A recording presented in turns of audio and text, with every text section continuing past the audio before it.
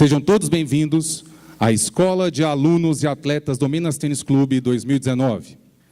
Agradecemos à Central do Estudante, que é nossa parceira na realização desse projeto. O tema da escola de hoje é o que eles fazem para serem campeões. E tem como objetivo auxiliar na formação do aluno atleta. Em pleno século XXI, onde a globalização e tantas tecnologias têm facilitado a vida de modo geral, tornar-se um atleta de rendimento tem sido uma tarefa cada vez mais difícil.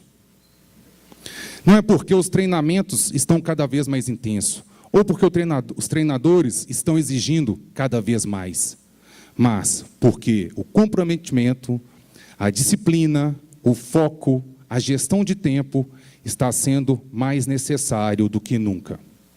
Com tantos atrativos digitais, jogos, redes sociais, ou mesmo com tantas exigências como escola, aulas de inglês, vestibular, deveres de casa. Assim, a vida de um atleta não é apenas baseada em treinos, bom preparo físico ou técnico-tático. A vida de um atleta é permeada por muitas decisões e do domínio das life skills. O que seriam as life skills? As life skills são competências, habilidades e valores pessoais que oferecem suporte em demandas da vida cotidiana e beneficiem a resolução de problemas enfrentados no dia a dia, dentro e fora do esporte. Muitos estudos têm demonstrado que o diferencial dos atletas que alcançam sucesso profissional nas suas modalidades é o domínio das life skills. Seja como características interpessoais, como saber trabalhar em equipe, se comunicar de maneira eficaz, respeitar os companheiros e treinador, ou intrapessoais, como resiliência, o comprometimento, a disciplina e o controle do estresse. Hoje faremos um bate-papo com dois atletas de sucesso que alcançaram o ápice de suas carreiras no esporte e hoje, além de atletas, estão alcançando sucesso também fora do esporte. Convido para compor a mesa o atleta Marlon Muraguchi Yared, do vôlei masculino.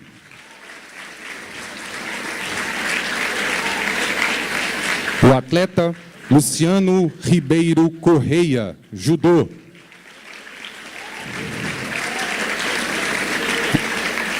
E para mediar a mesa, convido o gerente multidisciplinar José Ricardo.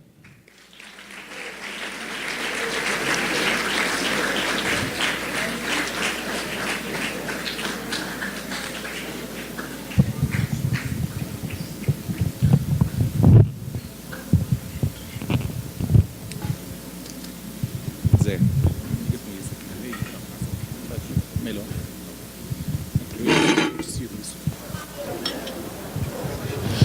Boa noite, pessoal.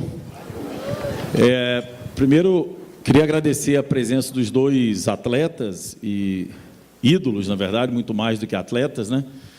E o objetivo dessa dinâmica, primeiro, não ser uma palestra, sim ser uma dinâmica, para que a gente tenha um ambiente um pouco mais descontraído e consiga, com isso, absorver e aprender um pouco mais com essas duas pessoas que têm algo bastante diferente de muitos dos 200 milhões de brasileiros, né?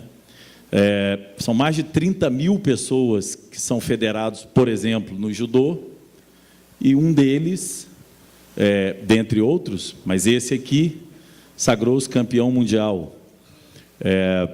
Tem vários federados no vôlei, esse aqui sagrou-se campeão mundial de vôlei. Então, tal qual, desde o mais novo atleta até o mais velho aqui na faixa etária, eu acho que vão se lembrar de coisas que às vezes vocês ouviram quando eram pequenininhos, ainda nem treinando, e hoje vocês veem que poderia ter agido diferente. Um atleta de 11 anos pode ter percebido isso na vida dele, de coisas que ele fez com 8, 9 anos, e que hoje ele já entende na vida, que não seria tão interessante fazê-lo. Então, na vida a gente entende que tem uma arte, né, que é de saber aprender, e quanto antes aprender, melhor. Baseado nisso, eu vou começar a dinâmica fazendo uma pergunta ao Luciano, que está aqui mais próximo, e que já é uma pergunta que ele pode expressar para a gente a percepção dele, depois de tanto tempo, com vitórias e desafios. Luciano, entre uma ou duas características suas de comportamento como atleta, você destacaria para nós uma ou duas das mais importantes que te fizeram chegar às conquistas ou ao nível de excelência que você chegou? Boa noite a todos. Primeiro, agradecer a oportunidade de estar contando um pouquinho sobre a minha jornada esportiva, agradecer ao Minas Tênis Clube, agradecer a todos pela presença, os atletas, os pais, o pessoal da comissão técnica de cada modalidade. Durante toda a minha jornada, tem várias características que a gente fica bem marcada. E uma delas, que aí não serve só para o Luciano, mas falando sempre no geral, que todos vocês atletas têm que ter em mente, disciplina. Primeira coisa. Tudo que você vai fazer, existe uma regra. Então você tem que saber, né, respeitar essa regra. E aí eu falo muito, a minha modalidade é mais fácil, que a gente vem de uma filosofia japonesa, onde já vem inserido esses valores. Mas falando para todas as modalidades, a disciplina é uma delas, né? E aí uma coisa que me marca muito, e que desde você ver um menino crescer, hoje na minha jornada diferente, fiz 20 anos como atleta, e é o meu primeiro ano como comissão técnica no Minas Tênis Clube. E eu, como técnico, hoje posso observar a questão, qual que é o grande diferencial? A questão da paixão. Eu vejo disciplina, tem que ter. Mas além da disciplina, você tem que ser apaixonado pelo que você está fazendo. Não adianta só um atleta querer ir lá, treinar judô, vôlei, querer ser campeão. Mas não é apaixonado por aquilo. Qual que é o propósito de ele ficar horas e horas treinando? Eu quero ser o campeão de judô porque eu vou ser um cara milionário? Isso não vai acontecer no judô. Então, primeiro a gente tem que colocar a paixão. Então, eu classificaria como essas duas, como disciplina, eu como um cara muito apaixonado pelo que eu faço. Excelente. Ô Marlon, queria que você ampliasse aí o raciocínio. Para você, eu poderia entender que um atleta apaixonado pelo esporte, automaticamente ele é um atleta disciplinado, considerando disciplina em comportamento e autodisciplina, né? Ele para o esporte e ele dentro do esporte? Boa noite a todos. Mais uma vez aqui presente para falar com vocês. E me sinto muito honrado, né, de estar aqui ao lado do Luciano, com o meu guru Zé Ricardo, e com a presença de pessoas ilustres como os atletas, os treinadores, pais, tá? E vocês atletas, mais uma vez.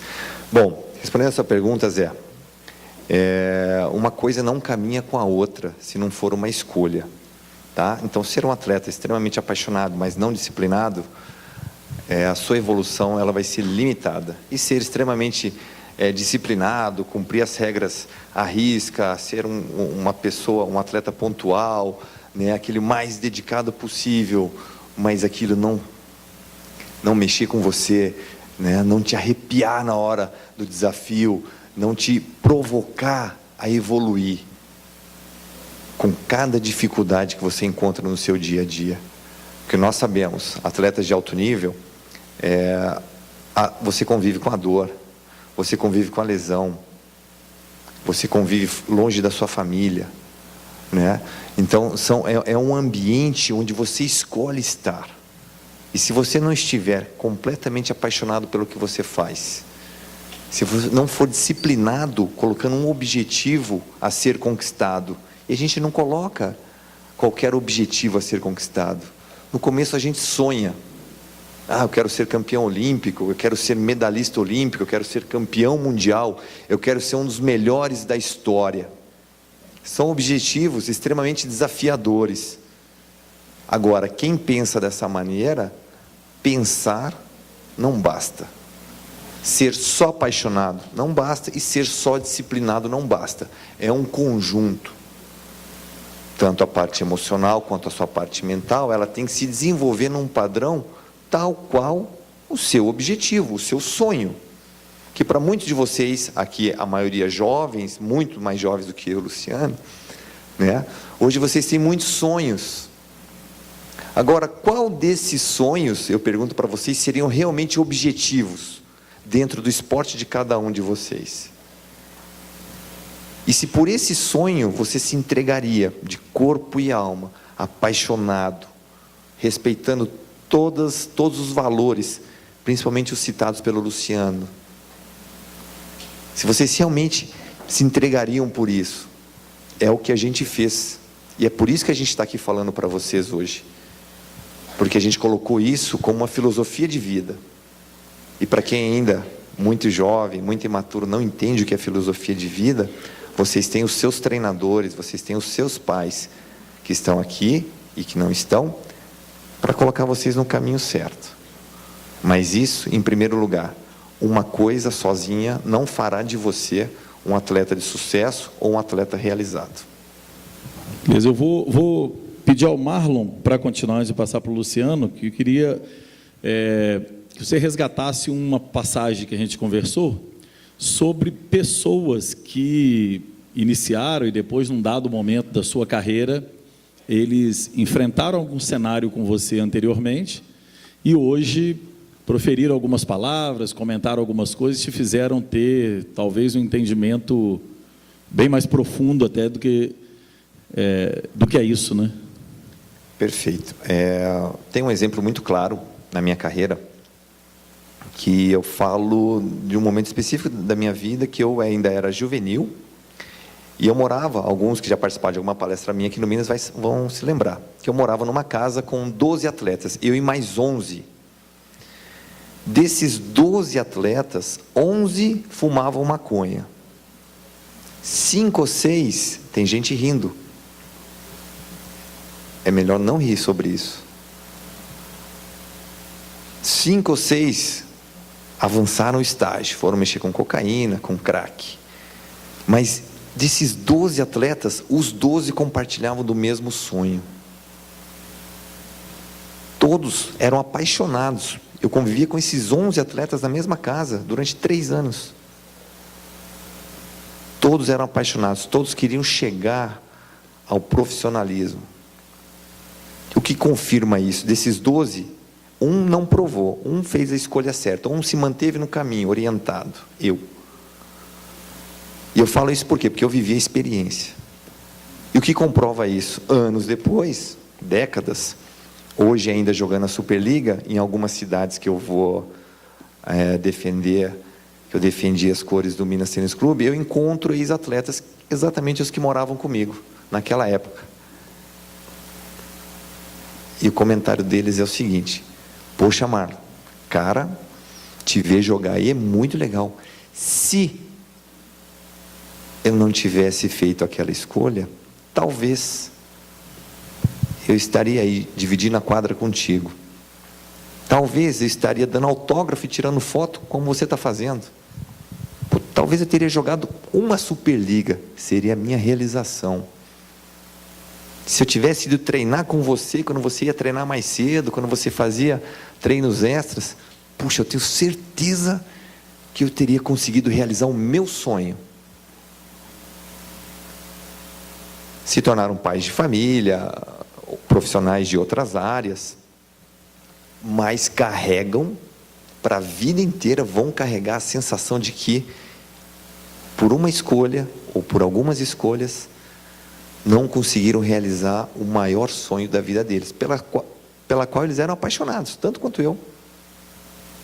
Mas um deslize, uma escolha errada, um comportamento inadequado, quebrou aquele acordo que ele fez com o sonho dele. E alguns acordos que são quebrados, talvez a gente não consiga estruturar novamente. Ótimo. Vou perguntar ao Luciano, talvez alguns que estejam aí e enxergam a figura do ídolo, quase o mito, a gente não tem a dimensão de que as coisas não são só para frente, não são só a derrota pura e simplesmente lá no dojo, na luta. E eu vou pedir ao Luciano para fazer uma reflexão e falar para nós da história dele, vitoriosa como foi, se ele voltasse um pouco no tempo, o que ele não faria ou o que ele não repetiria em relação à atitude e comportamento em relação à carreira dele, tudo que ele passou. É uma reflexão profunda, né? Zé, acho que são grandes momentos que eu tive de vitórias, e o atleta ele não convive só de vitórias, nós temos muitas também, a parte das lesões, a parte das derrotas, e aí uma das qualidades que nós temos que ter é resiliência, né? Perseverança. E um dos momentos bem marcantes na minha carreira, que meu principal título, foi em 2007, quando eu me sagrei como campeão do mundo. E logo depois que passou o Campeonato Mundial, passou-se um ano, eu fui aos Jogos Olímpicos de Pequim como, entre aspas aqui, né, favorito. Até que no judô é muito difícil você falar apontar quem pode ganhar ou não. Mas tinha grandes possibilidades de voltar com um bom resultado. E infelizmente isso não aconteceu. E aquele foi um momento de muita reflexão. O que eu poderia ter feito, o que eu poderia ter mudado na minha preparação. E eu estava convicto que a minha preparação dentro do tatame e fora também, que eu qualifico hoje um atleta, ele é campeão, não só aquele atleta dentro do tatame, mas principalmente fora, as atitudes que ele tem. Mencionando aí o que o Marlon acabou de falar, né? Não mexer com drogas, dormir cedo, são várias qualidades que tem que andar ao lado do atleta campeão. Campeão como exemplo. Todos nós aqui, todos nós, como... Eu não falo que o cara vira ex-atleta, né? Ele continua como atleta, a gente continua dando esse exemplo e tem que ter essa sequência. E aí no ano de 2008 eu fiquei muito chateado com aquele péssimo resultado e fiz uma reflexão muito grande por que eu perdi aquela Olimpíada. Sendo que parte tática, parte técnica, todas as habilidades que um atleta precisa, tudo treinadinho, muito, né, muito apto a trazer um bom resultado. E cheguei a uma conclusão onde que fiquei chateado pelo fato de ter acontecido, mas no momento que eu estava, para todos que acompanham aí os Jogos Olímpicos, o judô, o tatame, ele erguido, você tem que subir 3 escadinhas. Naquele momento, a gente não tem que ter vergonha nenhuma de sentir ansiedade, de sentir medo, são características que o atleta tem. Só que a gente tem que saber superar isso. E no momento que eu subi aquele degrau, eu pedi ali a Papai do Céu para me ajudar, que minhas pernas estavam tremendo, estava super nervoso, super ansioso. Então, uma das características que eu tinha que ter lá atrás, que eu acho que eu me arrependo de não ter feito, uma preparação psicológica para os Jogos Olímpicos de Pequim. E a partir dali, logo que terminou Pequim, eu falei, a partir de agora, é uma das coisas que eu mais dou ênfase, e tanto eu como atleta hoje, né, indico aos meus atletas que precisam se preparar. Não adianta o atleta vai lá, faz força, está super preparado, sendo que psicologicamente não está preparado para aquele grande desafio. Então, naquele dia que eu tinha que resolver a minha vida em um dia, os Jogos Olímpicos é um dia, o judô, eu não estava preparado para aquele grande desafio. Eu preparei todas as minhas habilidades, mas a habilidade psicológica eu fiquei a desejar. Então, uma coisa que eu voltava lá atrás e tentaria mudar, meu comportamento, a minha atitude, foi ter dado mais importância, mais ênfase, antes me falavam isso, eu simplesmente descartava, achava que aquilo ali não era importante. Tive que sentir na pele, para a partir daquele momento, tomar, né, a tal importância que é a preparação psicológica. E acredito que, a partir tanto dos Jogos Olímpicos, não só de Pequim, que nós tivemos alguns resultados que foram nítidos, não só no judô, mas em outras modalidades, essa importância, cada vez mais, eu acredito que o Brasil está evoluindo nessa área. Perfeito.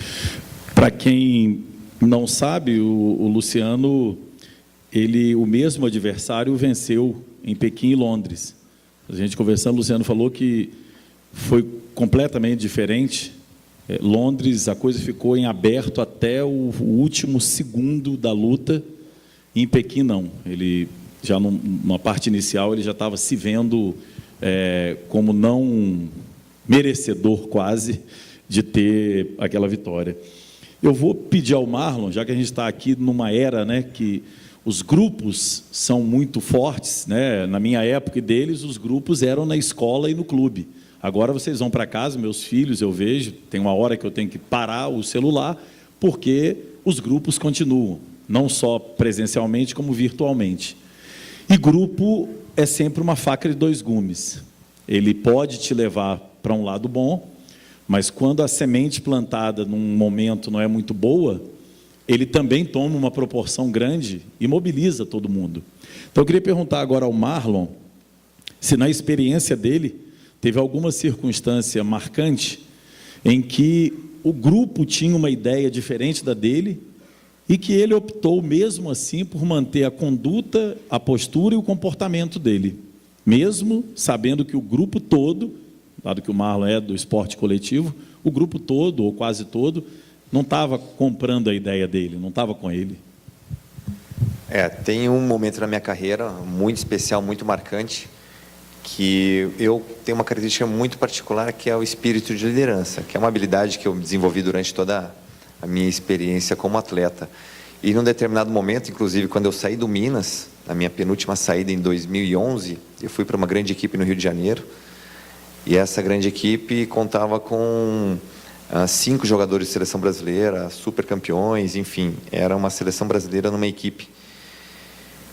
E o meu grande vacilo como líder nesta temporada foi exigir demais, a níveis estratosféricos, o comportamento desses atletas parecido com o meu. Ou seja, eu gostaria que eles, ou exigia que esses atletas realmente fizessem o que eu fazia ou mais, que eles se entregassem muito mais do que é o habitual deles. Ou seja, no esporte coletivo, você tem um líder, o capitão, e esse capitão, ele aperta, aperta, aperta, aperta, e esses jogadores, mesmo sendo super campeões, não tinham o mesmo objetivo.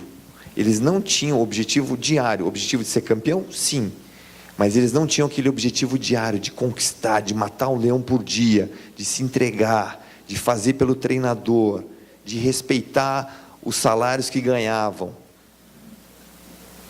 Para vocês terem uma ideia, quem bancava esse time era o Ike Batista. Então eu não aceitava de maneira alguma que aqueles atletas perdessem um dia de treino, que eles não derramassem o mesmo balde de suor que eu estava derramando, porque se não fosse dessa maneira eu acreditava que não seríamos campeões, e de fato não fomos, porque eu mantive o meu padrão, mantive a minha ideia, a minha liderança super exigente, mas os caras não queriam. Eles queriam curtir o Rio de Janeiro, eles queriam manter o padrão de exigência deles, que os fizeram campeões, sim. Mas como para mim era um momento especial, era um momento de conquista. E mais do que isso, provar que aquele time foi montado para ser campeão. Mas o time não aceitou, e eu mantive o pé até o fim. Foi uma temporada desastrosa. Nós classificamos em 8º lugar, mas ali o time, por ser de muita qualidade, nós conseguimos ganhar do primeiro colocado, passamos para a semifinal, mas a semifinal faltou grupo, faltou liderança no padrão da equipe, faltou comprometimento do líder, de acordo com o que a equipe pedia. Então, realmente, eu assumo uma falha grande pela minha liderança, pelo espírito de liderança, porque foi em excesso. E realmente eu não respeitei o que a equipe realmente precisava para potencializar a equipe naquele padrão. Simplesmente eu fui egoísta o suficiente para entender que o meu padrão seria o correto, e não foi. Perfeito. Luciano, queria que você comentasse agora de um elemento que está presente na vida de todos os atletas. Às vezes ele é bem interpretado ou bem entendido, às vezes ele é muito mal entendido, que é o técnico, ou o instrutor, o professor. E eu queria que você falasse assim, na sua memória, um técnico que tenha marcado a sua carreira, por te ajudar na questão comportamental, mas eu queria que você também citasse para nós duas coisas que ele fazia que você odiava, mas veio dar valor depois, mas que no momento das ações não era uma coisa boa. É tipo o que a gente tem com o pai. Então, o técnico, de certa forma, no esporte, ele é nosso pai, nosso padrinho, e tal qual o nosso pai, ele também não fala só as coisas que a gente gosta, não age só como a gente gosta. Queria que você tentasse lembrar aí de uma pessoa e uma ou duas coisas que você, no momento, não entendia, mas depois passou a ver que era... Vamos lá. Para quem não sabe, eu sou natural de Brasília e me mudei para Belo Horizonte para vir para o Minas Tênis Clube bem novo. Cheguei aqui aos meus 16 anos de idade. Então, a minha carreira toda profissional foi aqui dentro do Minas. E hoje, como eu considero como meu técnico, como minha formação na minha carreira esportiva, o Sensei Floriano, que foi muito tempo que trabalhou aqui no clube. Ele me mostrou muitos valores, fora os valores dentro do tatame, principalmente fora. Ele me mostrou a importância do estudo, onde que eu, com 16, 17 anos, eu queria saber simplesmente de vir, fazer randori, a luta, e ir para casa descansar. Ele falou: Luciano, será muito importante lá no futuro, mas eu, com aquela idade, não tinha maior maturidade de pensar que o estudo seria importante. E hoje, comprovo que é muito importante essa minha transição de carreira, está me facilitando por conta dos meus estudos. Uma coisa muito importante que o Sensei Floriano me ensinou, e aquilo me incomodava, e eu não entendia naquele momento que eu tinha 16, 17 anos, eu ia para os torneios, era campeão brasileiro, era campeão mineiro, em momento nenhum ele se dirigia a mim como parabéns. Ele simplesmente tinha uma regra que, quando a gente ganhasse um campeonato nacional de expressão, acho que está aqui o Sensei Fu, que treinou com ele muito tempo, sabe também que ele entregava o judogi dele e a gente tinha que lavar o judogi dele. Então, naquele momento eu ficava me questionando e pensando: poxa, eu ganho um torneio e o cara me pede para lavar o judogi dele, será por quê? Então, só fui entender aquilo quando eu fui campeão mundial, quando eu ganhei minha medalha de bronze mundial, quando eu conquistei alguns títulos de expressão. O que ele queria com aquilo? Ele queria que o Luciano Correia, naquele momento com 16 anos, quando foi campeão brasileiro, não ficasse se achando: eu sou o campeão e não vou treinar mais, para mim tá bom. Ele, a cada conquista, ele fazia eu valorizar mais ainda, para que eu treinasse mais, me dedicasse mais e já pensasse na próxima. E aquilo me incomodava, mas não tinha um entendimento que lá no futuro seria significativo. E hoje, após o encerramento da minha carreira, eu sou muito grato, tenho uma gratidão enorme, não só pelos valores dentro do tatame, das conquistas esportivas, porque essas medalhas, elas passam. É lógico que as lembranças ficam. A minha lembrança aqui de estar no pódio ali no Campeonato Mundial é magnífico. Não consigo, acho que, conversar e passar isso para ninguém. Eu queria que aquele momento do hino nacional se eternizasse e ficasse vários tempos ali. Mas, principalmente, os valores fora. Ele me ensinou muitas coisas. E essa atitude dele de não valorizar, ele estava valorizando sim. Mas eu só entendi essa atitude dele só depois. Só depois que isso se concretizou. Então, a figura, vocês atletas, é a figura do técnico. Lógico que ele vai te exigir o máximo. Tudo que ele te pede, que ele te cobra, que ele conversa, é para o seu bem. É isso que nós, atletas, temos que ter um entendimento. E eu hoje, na figura como técnico, eu estou tentando exigir o máximo dos meus atletas, para que lá no futuro, ele possa, poxa, valeu a pena. Então, se a gente está disposto, eu falo muito lá no treino, nosso treino é de 1h30, nós estamos dispostos a vir treinar, vamos treinar direito, vamos dar o máximo. Lógico que problemas todos têm, então vamos, a partir do momento que faz o comprimento, subiu no tatame, vamos dar o máximo, e depois que sair, você pode conversar com seu colega, você pode trocar mensagem. Então, esses valores que o meu técnico, eu considero ele como um pai em Belo Horizonte. Eu fui um atleta que morei numa república, aqui está um integrante que morou comigo. Marlon falou que morou numa república com 12. Nós ganhamos, nossa república era quase 40, não, Suguinha? Era uma república aqui em frente ao Edsburgs, que tinha atleta do vôlei, basquete. E o mais significativo de tudo isso, a amizade que preservou daquela casa. Vários seguiram caminhos diferentes, nem todos viraram atletas profissionais, mas eu tenho certeza que todos aprenderam com grandes valores que o esporte nos alimenta a cada dia, de perseverança, de dedicação, de respeito, de disciplina. E todos aqueles que hoje estão em outra área, tenho certeza que todo dia que acorda agradece por esses valores que o esporte proporcionou. Excelente. Eu vou fazer uma pergunta aos dois. Queria dizer que daqui a uma ou duas perguntas vão ter microfones laterais e o público pode levantar a mão e fazer a pergunta direto a um dos dois. A gente sabe que a quantidade de pessoas daqui, né, que serão campeões ou viverão do esporte, ela não é tão grande assim, mas a vida deles como atleta deve ter mostrado que existe uma inteligência muito maior do que a inteligência das quadras, piscinas e dojos, que é ser um indivíduo atleta inteligente. Ele ter condutas que o levam a um caminho melhor, que poucos vão levar a ser campeão mundial.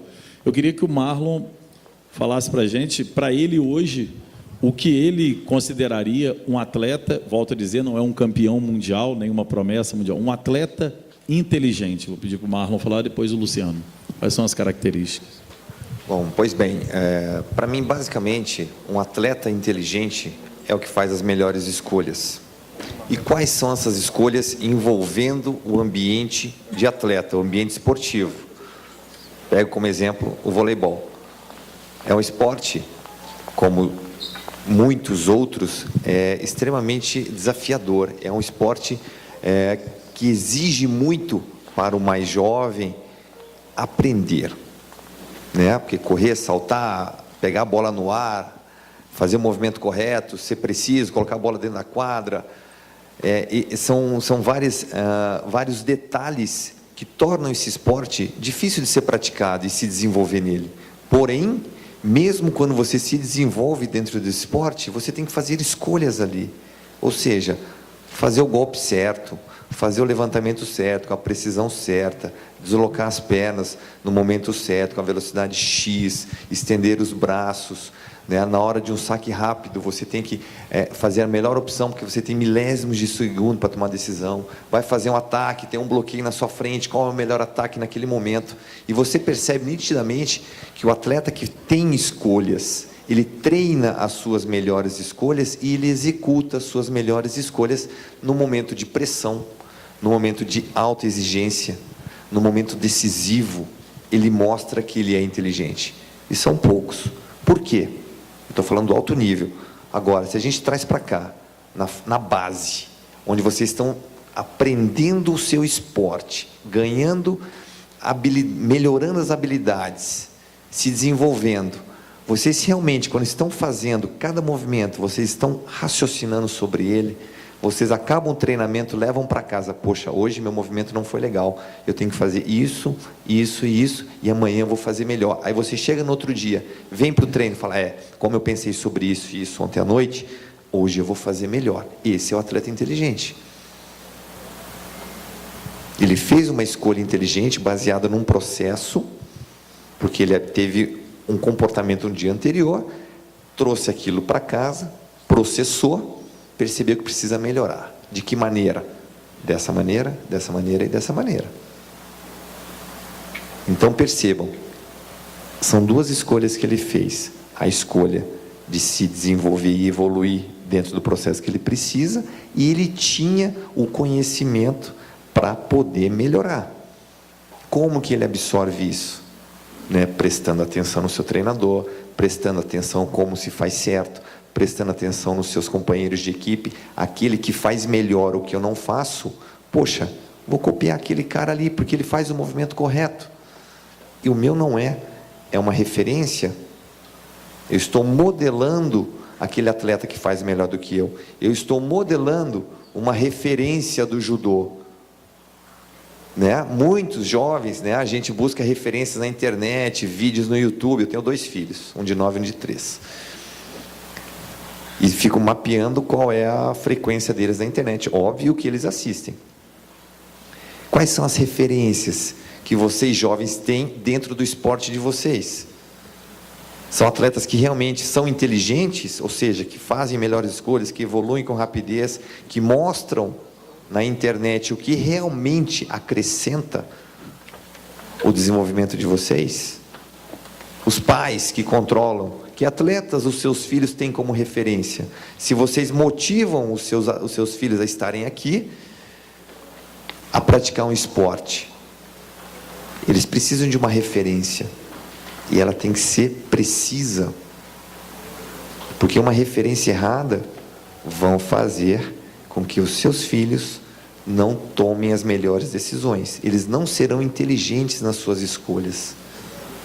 Então eu defino basicamente o atleta promissor, o atleta que se desenvolve com rapidez, o atleta que aprende modelando as referências, que faz as melhores escolhas. Perfeito. Por favor, os técnicos não vão olhar, não. Eu queria que todos os atletas que estão aí levantassem a mão, o atleta que pelo menos uma vez pensou em parar de treinar. Levanta a mão aí, faz favor, em algum momento. Sejam sinceros. Alto. Você aí, pode levantar? Isso. Ok. Perfeito. Eles também, em vários momentos, pensaram em parar.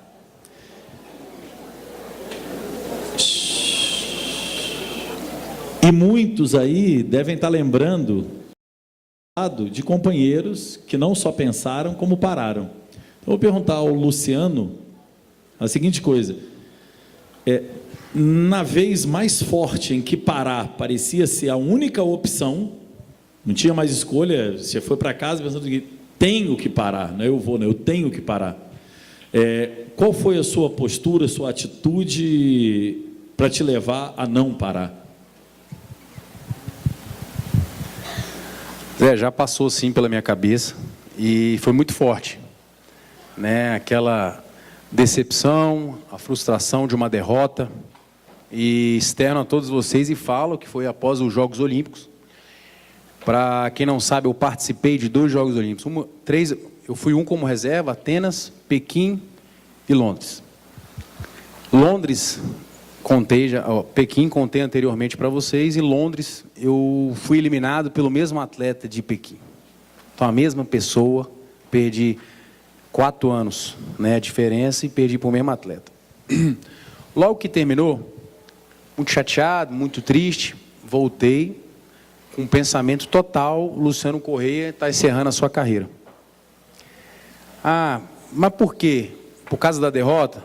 Sim. Foram muito tempo de preparação, de dedicação, de abdicar de várias coisas, mas não deu certo aquele tão sonho de ter uma medalha olímpica. E aí, anteriormente, o Marlon falou, qual que é o propósito? O que a gente tem para a nossa carreira? A busca pelo nosso sonho, a gente não tem a certeza que vai alcançá-lo. Eu falo que o sonho, a gente tem que ir atrás dele, tem que correr.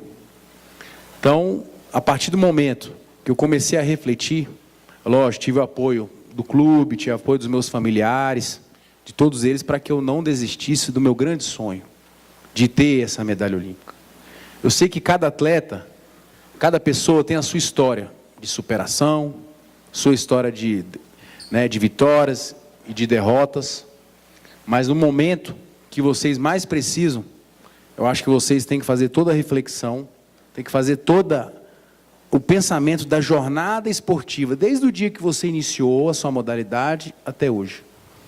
Momentos, vão oscilar, a vida de um atleta é de vitórias e de derrotas, e nesse momento eu comecei, poxa, por que eu quero parar? Por causa de uns Jogos Olímpicos? O meu propósito é muito maior, o meu legado tem que ser maior. Como é que o Luciano Correia, que sempre falava de perseverança, de resiliência, aquele cara que a minha característica da minha luta minha habilidade é mais físico, então a maioria das lutas era mais por fim, de virar luta. Como é que esse tão sonho eu vou desistir? Pensei, refleti, e com a ajuda de vários profissionais, me ajudou a erguer, a fazer recaminhar, reformular o meu próximo objetivo. E a partir daquele momento de 2012, eu não coloquei meu objetivo no próximo Olimpíada. Eu coloquei meu objetivo sempre na próxima competição. Sempre, cada dia, em evoluir, ano a ano. Isso facilitou para que eu conseguisse reerguer e voltar novamente a ser da seleção brasileira. Eu tenho certeza que vários de vocês, já aconteceu com o Marlon também, pensaram em desistir, pensaram em parar. Ah, não é isso que eu quero.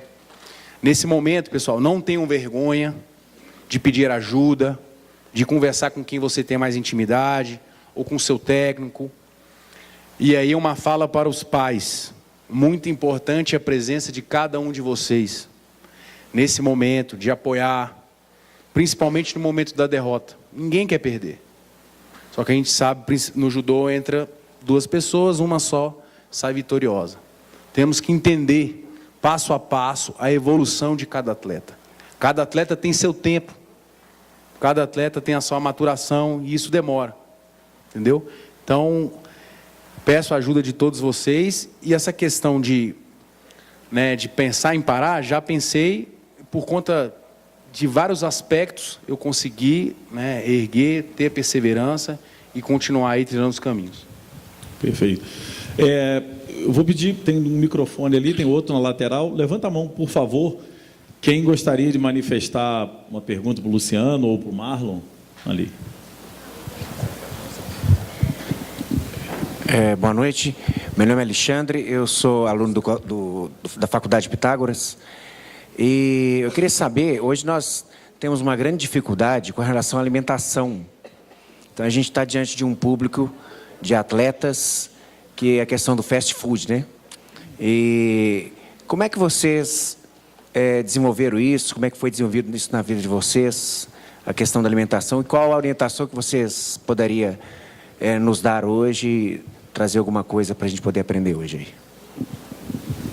Boa noite, obrigado pela sua pergunta. Eu vou responder primeiro, Luciano, me permite.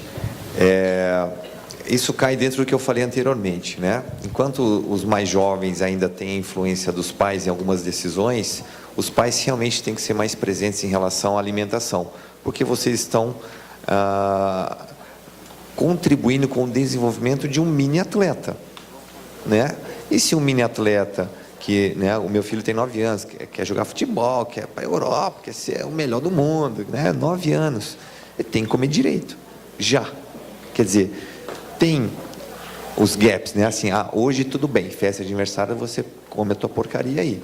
Porém, ele já, com 9 anos, já está entendendo, tem um pai atleta, que ele tem que ter escolhas com qualidade. Foi o que eu falei antes, atletas inteligentes fazem as melhores escolhas, eles se desenvolvem fazendo as melhores escolhas.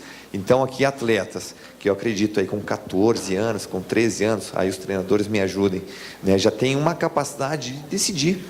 Falar assim, não vou comer McDonald's, não vou comer açaí com doce de leite, Tem um aí que uma vez eu ouvi e falei, caramba, do vôlei, que potão de doce de leite dentro desse açaí aí, Então, comprou o doce de leite, não comprou açaí.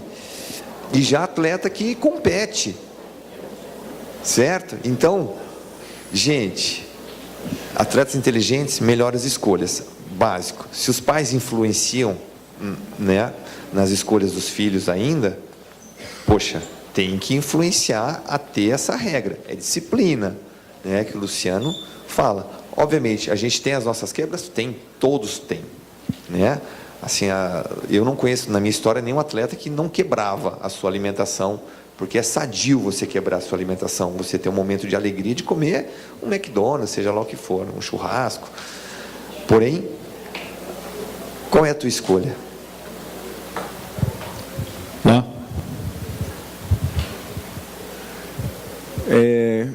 Boa noite aí, Gustavo Assis aqui do Judô.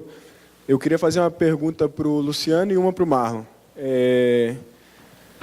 Luciano, eu queria que você falasse um pouco assim da sua preparação para o Campeonato Mundial e para os Jogos Olímpicos. Falar realmente assim, se você sentiu alguma diferença na preparação, inclusive no dia. Talvez algum ponto que você fala assim, Talvez esse foi o diferencial. Para um eu consegui ser campeão e no outro não. Ou não vejo nenhuma diferença. Tal. E o Marlon, eu sei que sua carreira foi muito longa, né? E hoje você encontra num dos melhores momentos da sua carreira. Eu acho assim, a gente tem altos e baixos, eu tenho certeza que você passou por momentos ruins ali.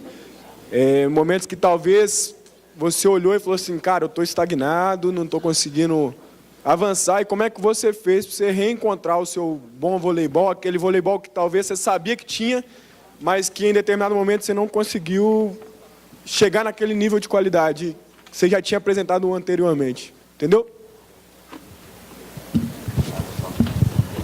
Fala, Salsa. Primeiro, vamos lá. Vamos começar pelo Campeonato Mundial. Eu vinha de um bom resultado no Mundial de 2005, né, bronze no Cairo, e naquela época o Mundial era de 2 em 2 anos. E eu entrei em 2007 totalmente, um mês antes do Campeonato Mundial, eu tinha lutado os Jogos Pan-Americanos e ficado na 3ª colocação. Fiz um Campeonato Mundial de uma forma, eu caracterizo ali num estágio de flow, onde você está tão treinado, está tão bem no dia, que você acha que não pensou. Mas aqueles ulticombs que a gente faz lá embaixo, no tatame, a minha mentalização, todo dia eu acreditando que poderia alcançar aquela conquista, me facilitou para que eu fosse o campeão mundial daquele dia. E a partir dali, tive algumas dificuldades. O Luciano Correia era aquele cara que era campeão mundial. Então, a cada vez mais os atletas me estudaram. E em vez de eu levar aquilo como um ponto positivo, de, poxa, eu chegar na competição, eu sou campeão mundial, não sendo arrogante, lógico, mas de uma forma positiva para mim, que eu pudesse encarar os próximos desafios, mas eu tinha uma cobrança interna muito grande, onde eu ia para um Grand Slam, ia para um Open, uma Copa do Mundo, que era um campeonato inferior ao mundial, eu tinha uma obrigação de estar tendo um resultado com uma medalha de ouro. Isso me atrapalhou muito num processo de chegar nos Jogos Olímpicos bem. Mas falando de 2 momentos de Jogos Olímpicos, Pequim e Londres, são momentos totalmente diferentes. Os 2 momentos eu tive derrota, mas Pequim eu saí muito triste, pelo sentido de estar perdendo uma porcentagem para mim, que eu falei anteriormente, por causa da parte psicológica. Londres, lógico que ninguém gosta de uma derrota, ninguém sai satisfeito. Mas eu saí do ginásio com uma sensação assim, muito feliz pela preparação, pelo dia a dia, pela toda a dedicação. Acho que não tem nada que eu mudaria. Mas, infelizmente, o meu melhor, o meu máximo não foi suficiente para uma medalha olímpica. Mas eu consegui desempenhar tudo que eu treinei, tudo que eu podia. Então, eu saio ali, os 2 momentos são de derrota, mas eu saio em situações diferentes, onde Pequim saí triste, porque perdi para mim, e Londres saí satisfeito pelo tudo que eu tinha feito, dei o meu máximo. Hoje, né, saí do ginásio com uma cabeça erguida, falando assim, valeu, entreguei, a gente fala assim, né, entreguei a alma lá no tatame, dei tudo que eu podia. Bom, meu querido Salsa, que legal que você está aqui. Bom, respondendo essa pergunta, analisando a minha carreira, é uma análise que eu faço a cada temporada que se encerra, são 22 anos, né, como atleta profissional. Então, a minha carreira ela sempre foi muito linear a nível de desempenho. E o pior momento, não digamos assim o pior momento, mas a temporada onde o meu desempenho não foi legal, foi justamente, que foi abaixo do meu padrão, foi justamente no caso que eu contei com essa equipe do Rio de Janeiro, do Ike Batista, onde, mais do que preocupado com o meu desenvolvimento, com a minha performance, eu estava preocupado com a performance de mais 12 jogadores, ou 13. Ou seja, a minha energia se esvaiu para esses 13 jogadores e faltava para mim. Eu não tinha um olhar sobre o meu desempenho, sobre a minha evolução, a percepção de jogo, a percepção de adversário, enfim, eu estava cego para o nível de exigência de equipe. E, de certa forma, abandonei a exigência sobre o meu desempenho. Tá? Então, foi essa temporada aí de 2011, 2012, que eu classifico como a pior temporada da minha carreira, mas também que gerou muito aprendizado. Pessoal, por uma questão de... Nós estamos falando de coisas que levam à excelência dos dois atletas, né? Se vocês observaram, a última pergunta feita, ela iniciou às 20 horas, foi o horário que nós pactuamos com vocês. Teria prazer e assuntos para a gente ficar mais uma ou mais horas aqui ouvindo o Luciano e o Marlon, mas a gente sabe também que tem pessoas que têm compromissos, que foram pactuados em função do horário. Eles vão estar aqui com todo prazer, toda cordialidade, como sempre, mas a gente vai manter uma coisa que, quando fala em excelência e esporte, não pode ficar para trás, né, a gente se furtar disso.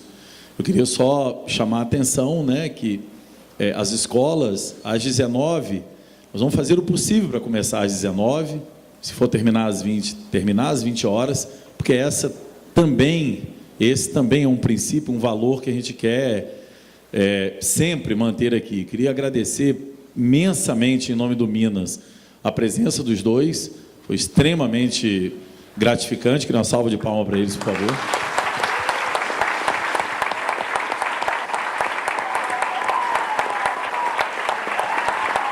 Por favor. Queria desejar a todos que aproveitaram das palavras deles e lembrar que tem muitos clubes no Brasil, tem muitos atletas no Brasil que gostariam de ter essa 1 hora ouvindo duas pessoas como eles. Então, se sintam-se prestigiados realmente. Gostaria que mais eventos desses acontecessem aqui e que fosse realmente um prazer, como é para eles. Depois de tudo que conquistaram, vem aqui falar para nós, ok? Boa noite a todos aí, excelente semana aí.